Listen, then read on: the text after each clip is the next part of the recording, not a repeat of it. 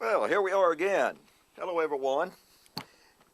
Welcome back to Morning Musings. My name is Don K. Preston. I am the president of Preterist Research Institute of Ardmore, Oklahoma. Hey, before I go any further, let me remind you, I forgot the last couple of mornings, that the material that I've been covering on the resurrection, all of that and a whole lot more can be found in my book, We Shall Meet Him in the Air. I've got a couple of other books that discuss the resurrection in depth. For instance, one is 70 Weeks Are Determined for the Resurrection. But if you go to my websites, www.eschatology.org or BibleProphecy.com, and you order my books, mention that you saw the order or the offer on YouTube, and I will refund the shipping. I'm not set up on the website not to charge shipping, so it will charge you the shipping. But remember, mention that you saw the offer on YouTube, and I'll refund the shipping. Okay, I promised to share some thoughts with you on 1 Corinthians 15. Pardon me. I'm not going to have an endless presentation on this. I'm simply going to cover some real critical framework type of talking points, as it were, that establish, number one, the nature, number two, the framework, number three, the timing of the resurrection. And understanding these key fundamental elements will help us to properly interpret the book of Revelation, 1 Corinthians, and the doctrine of the resurrection. Point number one, no matter what our concept of the resurrection of 1 Corinthians 15 might be, all right, I know that we were all taught as we were growing up. I certainly was. I know that we were all taught that 1 Corinthians 15 is about the resurrection that occurs at the end of the Christian age. Now, dispensationalists may say 1 Corinthians 15 is a three-stage deal. It's talking about Christ, then it's talking about the rapture, then it's talking about the end of the millennium. Well, obviously, I don't accept that. But the point of fact is, virtually everyone acknowledges or believes that 1 Corinthians 15 in some way, somehow, is related to the end of the Christian age.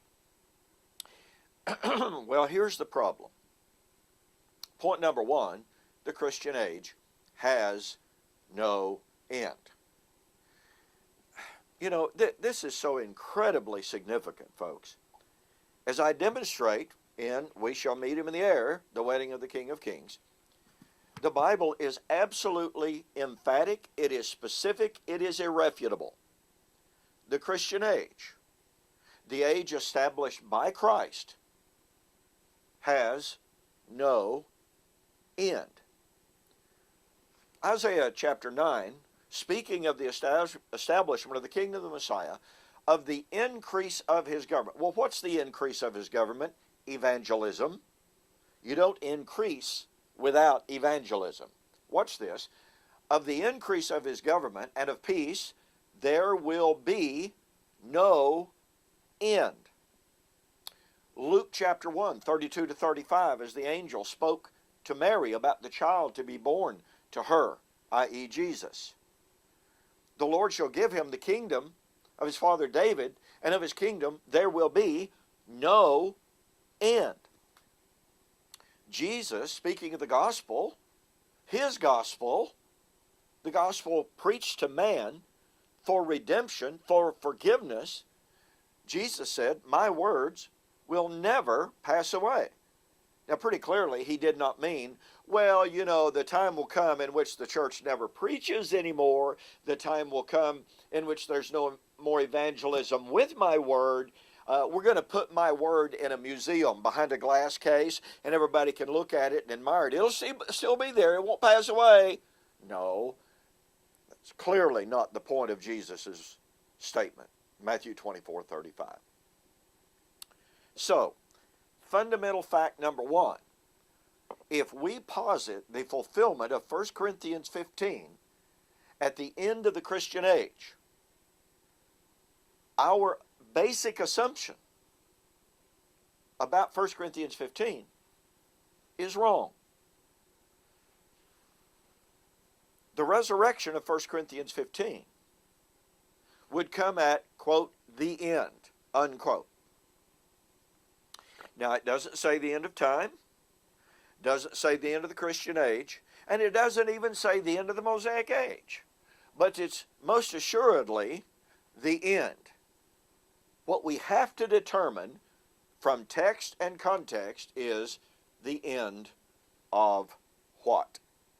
And guess what?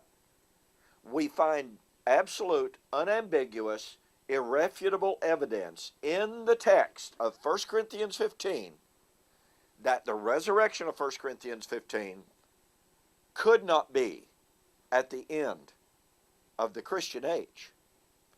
We'll have more to say that on the flip side. Hey, thanks so much for joining me for today's Morning Musings. Don't forget, get yourself a copy of this book. This has been called groundbreaking. It's been called revolutionary. It's been called a systematic theology. I think you'll really, really benefit from the book. Again, go to my website, eschatology.org, BibleProphecy.com, order the book, say that you saw the offer on YouTube. I'll refund your shipping. Once again, thanks for joining me. We'll see you on the flip side.